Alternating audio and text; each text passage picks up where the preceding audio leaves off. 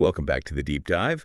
Today we're taking on something pretty ambitious. We're essentially building a blueprint from the ground up. hmm For anyone out there who dreams of, mixing travel, passion, and actually making an income from it, this is your starting point. Mm. The travel content space is, well, it's not just big, it's brutally saturated.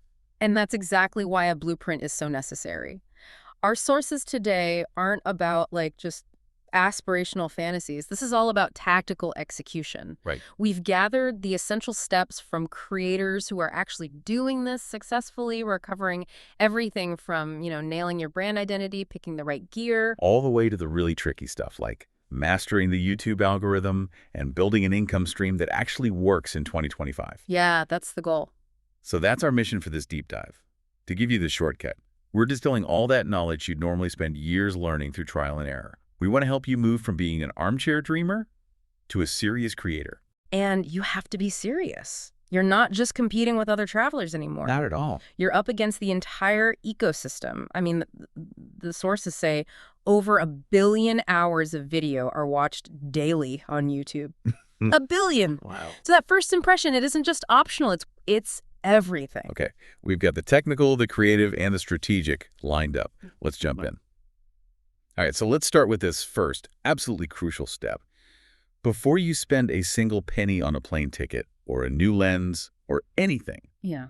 you have to nail your identity. Absolutely. The sources couldn't be clearer on this. Your channel name and your core focus are probably the most powerful tools you have to cut through all that noise. It has to be instant. It has to be instant. The channel name has to tell me immediately what kind of content I'm about to see. Think of it like metadata for a person. I like that. If I see a channel called, say, Budget Backpacker, I know exactly what I'm getting. I'm expecting tips on hostels, cheap flights, street food. Yeah. But if I see Opulent Odyssey, I'm expecting the total opposite. 5-star resorts, first-class flights. That clarity saves the viewer time and, it filters your audience for you right from the start. And it's not just the topic, is it? It's the energy. I find it so interesting how the language in a name reflects the creator's actual personality. Mm-hmm. So if you, the creator, are this high-energy, adrenaline-fueled person, your name needs to reflect that. Words like Wander Wild, Roam Rush, something with speed. And on the flip side, if your style is more calm, mindful, maybe you're into slow living while you travel, your brand needs to use words that convey that peace. Right. And that's where brand identity really merges with personality. The audience doesn't just need to know what you're filming, they need to know who they're watching. That's how you build an emotional contract. So let's look at the actual spectrum of niches, because travel is just way too broad. You have to specialize. You have to. And the main categories are pretty easy to spot. First, you've got your adventure and exploration channels. The classic stuff. Yeah, the classic stuff. These guys thrive on the unknown.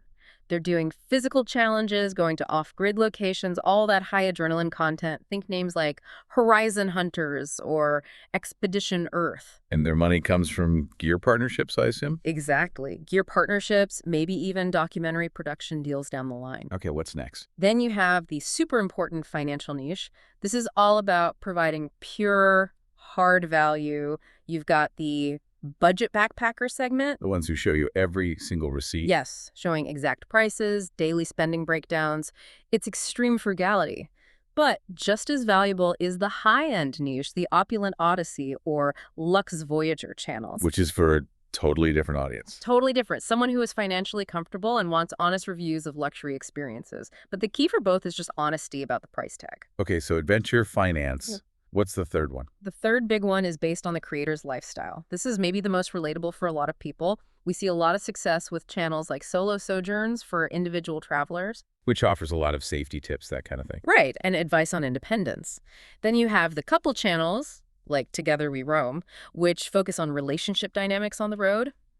And of course, the huge, growing nomadic desk segment for digital nomads. That one's exploded. It really has. It's this mix of travel with productivity hacks and guides on setting up your remote work life. Now, what about the really, really specific niches? Ah, yeah, the highly specialized ones. These tend to have the most just rabidly loyal audiences because the content is so targeted. For sure. So you have channels focused only on cultural and food experiences, Taste the Globe or the Traveling Palette. They often partner with local restaurants, tour operators. Or the really deep ones, like environmental or historical channels. Yeah, the Planet Protectors or Journey Through Time type of channels. They take a lot more research, longer production cycles. But the audience you get is probably super engaged. Highly educated, highly engaged, and the competitive field is just so much smaller. It gives them a huge advantage in search results. So let's get into the mechanics. The do's and don'ts of actually picking a name. Simplicity seems to be the #1 rule. It's critical. Keep it simple to say, simple to spell, and make sure it's unique enough that a quick search doesn't pull up 20 other channels with basically the same name. And it has to resonate with who you're talking to. Crucially, yes. If you're targeting female travelers specifically, a name like Her Solo Travels is a beacon. The name becomes a magnet for the right people. But the don'ts are almost more important for long-term success. The first big mistake is being way too generic. Oh, yeah. You mentioned travel vlogs earlier. That tells me absolutely nothing. Nothing. You won't stand out, you won't be searchable, and you're not telling me anything about your unique value. And the second one, which can be a real killer for growth, is being inflexible. This is a huge one. If you name your channel Backpacking Asia, what happens when you decide you want to go to South America? You're boxed in. Totally. Or maybe you get tired of backpacking and want to do van life. You've trapped yourself. A flexible name like Backpack Beyond lets your brand grow as your content naturally changes. You have to think 5 years ahead, not just about your next trip. That makes perfect sense. And that flexibility leads right into the most important strategy of all. Actually understanding your audience and creating content that gives them value. Yeah. Who are these people we're talking to? We can basically group them into 3 buckets, and your content should probably be speaking to at least one of them. Okay. You've got the tactical planners. These are seasoned travelers looking for very specific info, visa changes, local transport hacks, that kind of thing. Then you have the armchair explorers. Exactly. They're living vicariously through you. They want beautiful cinematic shots and compelling stories. And the third? The curious minds. They're seeking educational content, deep dives into culture. At the end of the day, if you're not inspiring, educating, or entertaining one of those groups, you're not providing value.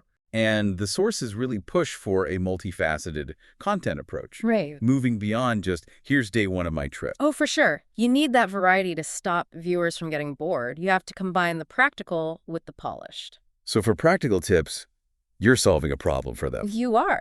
How to find safe accommodation, guides to local food, visa stuff, or the truly evergreen content like what's in my travel backpack, which is super searchable. And those are the videos that bring new people in from Google and YouTube search. They're your entry point. Then you hit them with the visuals. This is the art form. Detailed video tours of places, cinematic time lapses, and really mastering slow motion. The sources mentioned shooting at 120 or even 240 frames per second. Yeah, and then you slow that footage down in your edit, and you get that hyper smooth, super polished, highly watchable look. It just elevates everything. And then you have to weave in engagement hooks. It's not just about reviewing an attraction. No, it's about being transparent. The sources pointed to channels that literally show the exact prices of everything. They'll show you the receipt. The budget family verified idea. Exactly. It builds so much trust and, maybe most importantly, actually engaging with locals, doing respectful interviews or just chats. It shows the real culture and stops your channel from just being a tourism brochure. That real interaction brings us back to the why. We've talked strategy and tactics, but the foundation has to be authenticity. It is the absolute bedrock. The creators we looked at all say the same thing. You cannot fake passion in this space. If your main reason for doing this is to make money, the audience will sniff that out so fast. And you'll probably burn out. You'll burn out. Travel content is expensive and it's hard work. If that genuine passion isn't there, you will quit long before you ever get monetized. The foundation has to be a real love for the journey and a desire to help other people see the world. That's what builds the community that sticks with you long term. So the brand isn't just a logo, it's the commitment that's going to get you through the tough times. Precisely. And that commitment is what justifies the next huge investment, the actual toolkit. Okay, let's talk tech. This is where so many people get analysis paralysis. They worry they need like $20,000 of gear just to start. Yeah, and our sources show there are really 2 successful ways to go. Yeah. You can have the minimalist, super portable setup, or you can make a professional business-grade investment. Let's break it down by, say, field use versus studio use. Sounds good. Let's start with the minimalist setup. So this is for the creator who is all about mobility. You can't be dragging bulky cases around on a long trek or through a crowded train station. Every single piece of gear has to be essential and really good at what it does. Right. So, cameras. One creator mentioned the Panasonic GH5s as their main camera. Now that's interesting. Why the GH5s? A lot of beginners now go for like a Sony ZV-1 or something simple. That's a great question, and it really gets to the heart of niche needs.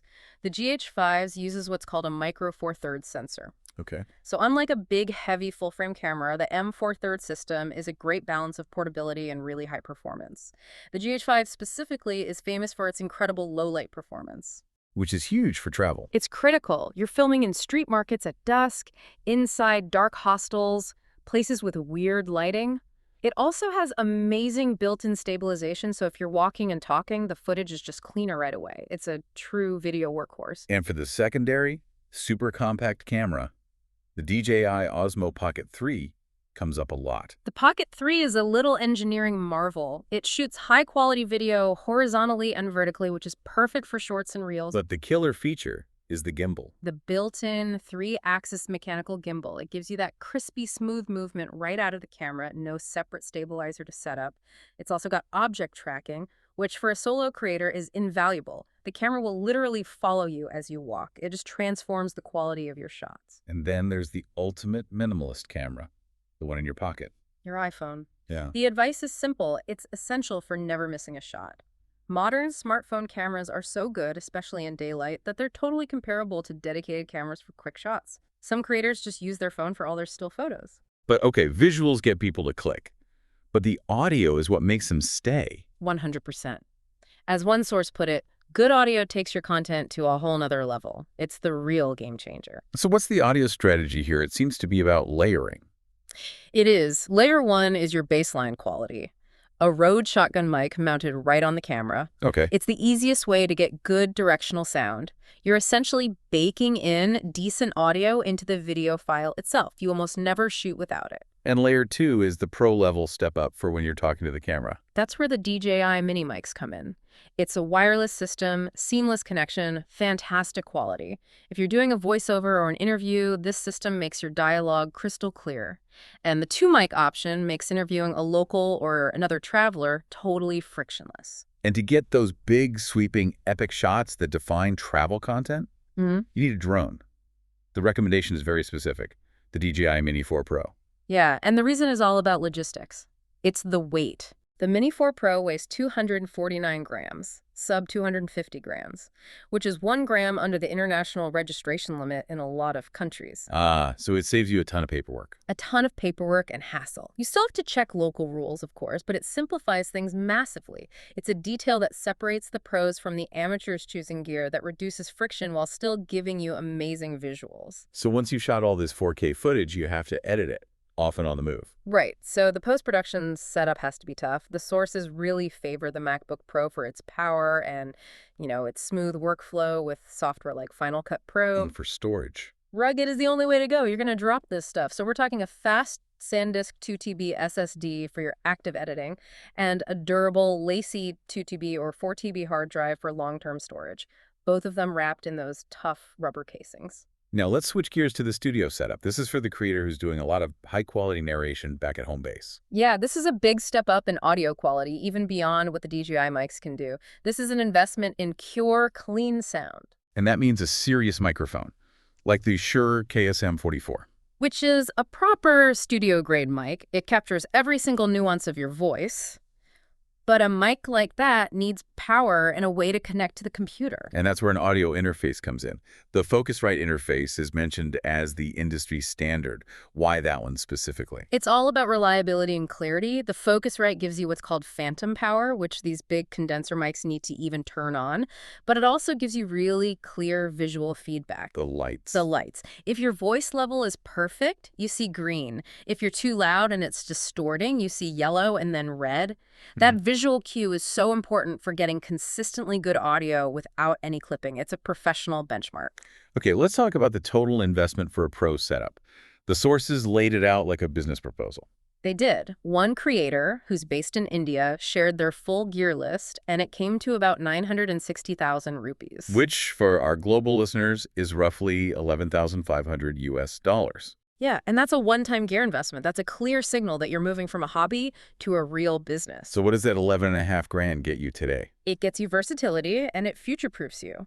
The list had an Insta360 X4, which shoots 8K 360-degree video. Wow. The DJI Mini 4 Pro Fly More combo, so you have extra batteries. The DJI Osmo Pocket 3 Creator combo, and the DJI Mic 2 wireless system. It's a whole toolkit designed for maximum content with minimum fuss. I want to dig into one fascinating detail from the pros. One creator couple said they use a 2070 f4 lens instead of the super popular 1635mm wide angle. That seems backwards for travel. Why would they do that? That is a brilliant little detail, and it shows they're thinking about story, not just landscape. Okay, break it down for us non-photographers. So the f4 is the aperture. It's a fixed, pretty bright opening. The 2070mm is the range of zoom from a decent wide shot to a medium telephoto. And why did they avoid the 1635? It's all about making people look good.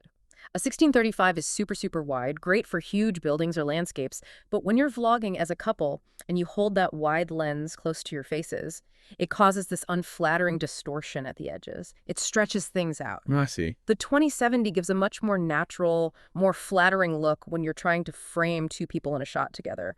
They're prioritizing their own appearance and comfort over just getting the widest possible shot of the background. It's a key insight for personality-driven channels. That level of detail is amazing. Okay, last thing on gear. For someone on a tighter budget, what are the absolute must-have features to look for? Focus on function, not brand names. First, 4K video is the new baseline. Non-negotiable. It future-proofs your content, and it lets you crop in on your shot in post-production without losing quality if you're exporting to 1080p. Second, you need to be able to see yourself and hear yourself. Exactly. You need a vari-angle screen that flips all the way forward so you can frame your shot while vlogging. And you absolutely need a dedicated mic socket for an external microphone. Never, ever rely on the camera's built-in mic. Third, stabilization. You need it. If the DJI Pocket 3 is too expensive, look at alternatives like the Feiyu Pocket 3. It's a more affordable gimbal camera that gives you smooth footage. The trade-off, though, is usually low-light performance. Budget gimbals tend to struggle in the dark. And finally, for future growth. Choose an interchangeable lens mirrorless camera, something like a Sony ZV-E10 II or a Canon EOS R50B. This lets you start with a basic kit lens, but upgrade your glass later as you get better and have more money. The camera system can grow with you. All right, we've set the stage, we've got the gear. Now comes the hard part, actually making stuff consistently. Yeah. This next part is about merging that high-level advice from the giants of the industry with the day-to-day reality of being a part-time creator. And the core idea here, which the sources all reinforce, is this mindset of quality over quantity. You aren't measured by how often you post, but by how undeniably good your best video is. This is where that famous, really tough advice from Mr. Beast comes in. Yeah. Your first 100 videos are going to suck. They're just practice. And that advice is so important because it fights that analysis paralysis we talked about. It does. You have to just start, and you have to commit to improving just one thing with every single video. This week, maybe the title's a little better. Next week, the editing is a little tighter. It's about iteration, not trying to be perfect from day one. Exactly. If you spend 3 months trying to make one perfect video, you've missed out on 12 weeks of learning and getting feedback from an audience. You have to upload, accept that your first videos will probably get no views, and just focus on that continuous improvement. It's a marathon. And this really gets the power of a single great video. The advice is clear. It is so much more effective to make one video a week that is so freaking good Right. that the algorithm has no choice but to promote it. If the audience loves it, the platform has to push it. You're not trying to beat the algorithm. You're trying to win the audience's time. And winning that time takes a huge investment, which brings up what the part-time creators called naive optimism. I love that phrase. It's great. They stress that you have to just dive in head first, knowing that for a while, they call it the side hustle season, your main 9-to-5 job is what's going to be paying for your travel and your gear. That's the reality check. It is. The travel niche has high upfront costs. You have to be willing to hustle and invest in yourself long before you see a single dollar in return. Okay, so let's break down the actual anatomy of a video that keeps people watching. We know that in modern YouTube, you win or lose in the first few seconds. Absolutely. Because of the autoplay feature, the hook is everything. Yeah. It used to be that the thumbnail and title convinced you to click. Now the first 5 seconds of the actual video, which might be autoplaying in someone's feed, has to convince them to stop scrolling and stay. So there's this rapid psychological sequence. Very rapid. The title and thumbnail set an expectation, I'm going to see this. The first 5 seconds have to immediately prove that, yes, you're getting what you were promised. And then you have to exceed it. You have to blow their mind or promise some incredible payoff. And that leads right into keeping them there. Retention strategies, pacing is everything. Pacing is key. The advice here is super specific. You should never have a shot where the creator is just talking to a camera for 10 seconds straight without a cut. So how do you keep that pacing dynamic? It's about B-roll. Lots of it. Yeah. And changing your angles, even tiny things like cutting from your main camera to a B cam or just punching in for a tighter shot every 3 to 5 seconds. It keeps the visual energy high and it stops the viewer's eye from wandering. You are literally fighting their instinct to click away. You also need a payoff.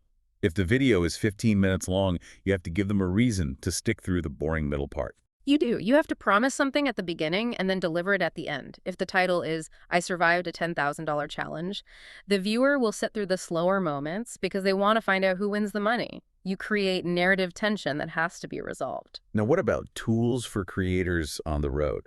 We talked about the MacBook Pro, but what if you're just on your phone or a simple laptop? Mobile editors have gotten really good. An app like Filmora Mobile has some surprisingly powerful features. You can add titles, transitions. They even have specific vlog tab presets made for travel content. You can do voiceovers, simple color grading. The sources mentioned using a golden filter. Is that just a style choice, or is there a reason for that? It's strategic. A golden filter, or just warmer color grading in general, makes travel content look more appealing, especially if you're filming in sunny, natural places. It creates feelings of warmth and luxury and nostalgia. It just makes the video feel more professional than flat, cold colors. It's an easy way to elevate the quality. Okay, moving away from just chasing views, let's talk about the philosophy for long-term survival. Community over virality. This is such a crucial distinction. Virality can be a rush, especially on shorts. One creator said they got 2.5 million views on one short. Wow. It got them a bunch of PR, media attention, but they said that flash of virality did not translate into long-term growth. It didn't bring them loyal subscribers or a real community. Those viewers just clicked and left. So slow, steady growth built on real connection is a better bet. A much better investment. Slow growth builds a community that's invested in you, the creator, not just the one viral video. That's the audience that will support you later on. They'll buy a spot on your group trip or support you on Patreon or use your affiliate links because they actually trust you. They're fans, not just viewers. And to keep that trust, you have to be consistent, especially when travel plans get messy. Consistency is everything. If you say you post every Friday at 6 p.m., you do it. And if you have to take a break because you're in a remote area with no internet or you're just burning out, you have to be honest about it. Right. Use the YouTube community tab, use an email list, and just tell people why a video is delayed. It keeps them in the loop and it preserves that loyalty you've worked so hard to build. The whole strategy really seems to hinge on treating your viewers like partners in the journey, not just numbers on a screen. It does. And that brings us to the technical side of how those numbers are generated, which means mastering the YouTube game itself. All right, let's get into the deep technical stuff you need to know to succeed right now. And you basically have to forget everything you thought you knew about the algorithm 5 years ago. The 2025 version is all about viewer satisfaction, and it's using some very advanced AI. The main goal of the algorithm hasn't changed, but its methods definitely have. The goal is to maximize viewer satisfaction and extend a user session time on the platform. So if your video keeps them happy and watching more videos, YouTube makes more money from ads, and they reward your video. That's the loop. Your video gets priority placement. So what's the #1 metric that signals satisfaction? Audience retention. It's all about watch time. A retention rate of 50 to 60% is solid. That's good. But if you can hit 70% retention, that's the magic number. That earns your video priority in suggested videos and the browse features. It's the target every editor should be aiming for. And the tools YouTube uses to understand what our videos are even about are getting way more sophisticated. We have to talk about LLMs, large language models. You can't just stuff your tags with keywords anymore. No, that's old school thinking. LLMs, like the tech behind Google's Gemini, analyze your content on a much deeper level. They don't just read your title, they analyze the whole video, the context, the emotional tone in your voice, the captions, the audio transcription, everything.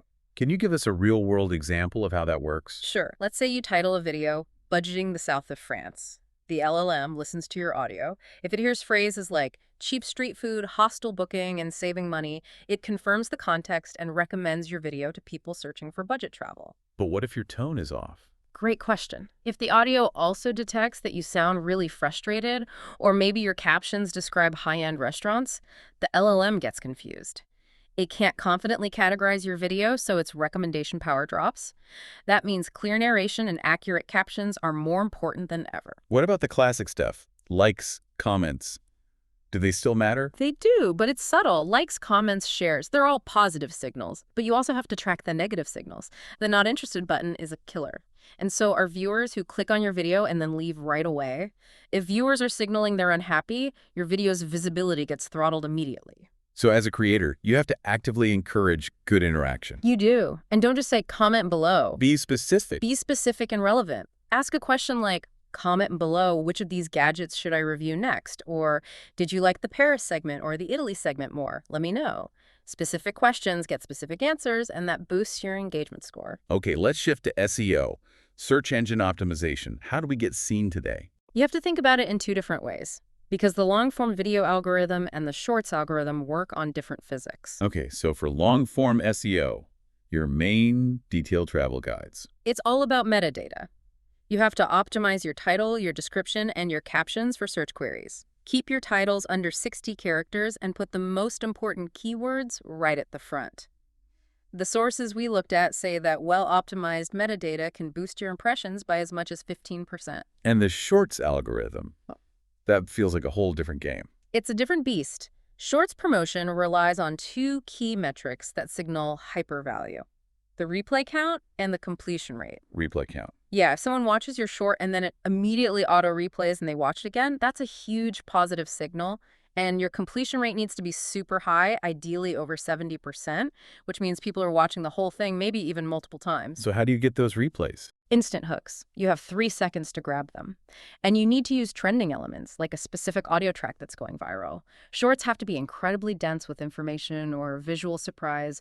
They are not about deep storytelling. And the thumbnail is still the front door to the video. What are the rules for a good thumbnail now? Simplicity and emotion. It has to be simple enough that you know what the video is about, even on a tiny phone screen. And more importantly, it has to evoke an emotion. Curiosity, shock, empathy.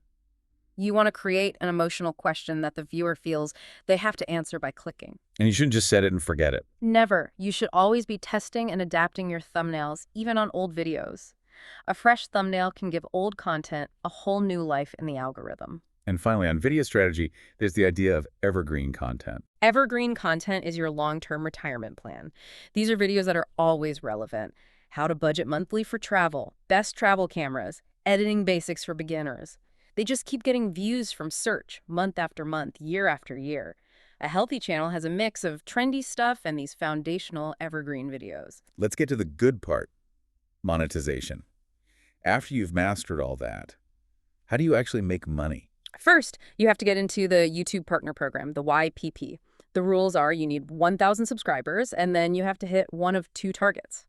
Either 4,000 valid public watch hours in the last year, or our 10 million valid shorts views in the last 90 days. And this is a really important technical point.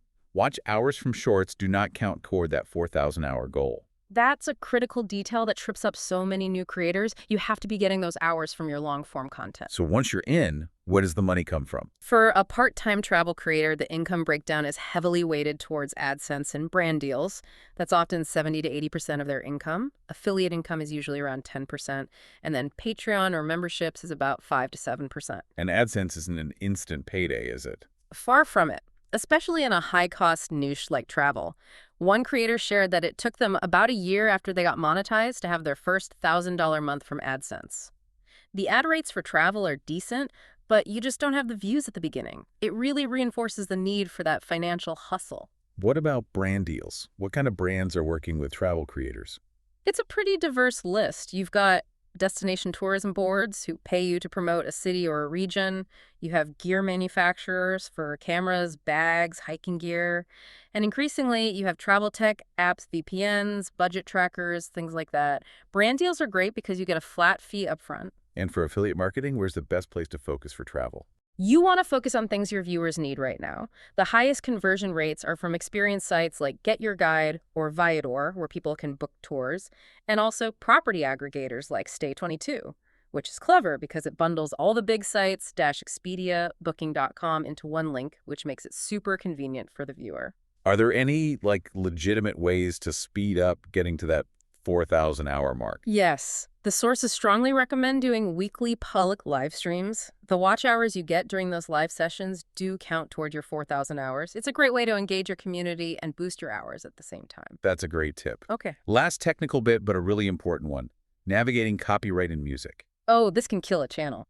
Yeah. Content ID is relentless. You have to use legally safe music. Your best free option is the YouTube audio library right inside YouTube Studio. Well, You can also use music that's in the public domain, usually stuff made before 1922 in the US, but you have to check.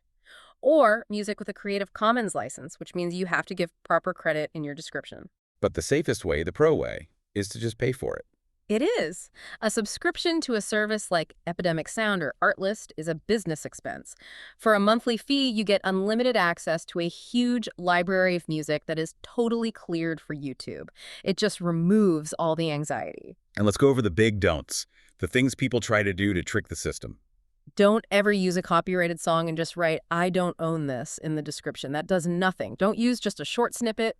Content ID will find it. And definitely don't try to change the pitch or speed of a song to fool the algorithm. It doesn't work, and it just makes the music sound awful. So what's the final safety check before you hit publish? Use the compliance check tool in YouTube Studio. Before you make your video public, upload it as unlisted. YouTube will automatically scan it for any content ID claims. If it finds something, it will tell you exactly what the problem is, and you can fix it before you publish. It's a non-negotiable step for any professional. So we've covered the entire operational blueprint, from defining that authentic brand to getting the right gear, to committing to quality, and finally, to mastering the algorithm and setting up your monetization. And the core philosophy that runs through all of it is pretty clear. Long-term, sustainable growth comes from creating genuine, undeniable value for your audience. That's not about tricks. It's not about tricks. It's about high retention, strong hooks, and building a real community that trusts every single recommendation you make. And as you start on this journey, whether you're already traveling or you're just about to buy your first drone, we have one last provocative thought for you to consider. Yeah. We've talked about the gear, we've talked about the metrics, but the hardest part of this whole thing is the dedication to continuous, sometimes brutal self-critique. If you were starting today knowing that your first 100 videos are going to suck, would you have the courage to really treat every single upload as an experiment, that commitment to learn and fail and improve the content week after week, even when the view counts are low? That is the only true path to growth. The algorithm rewards consistency, but the audience rewards relentless self-improvement. Now go create something amazing.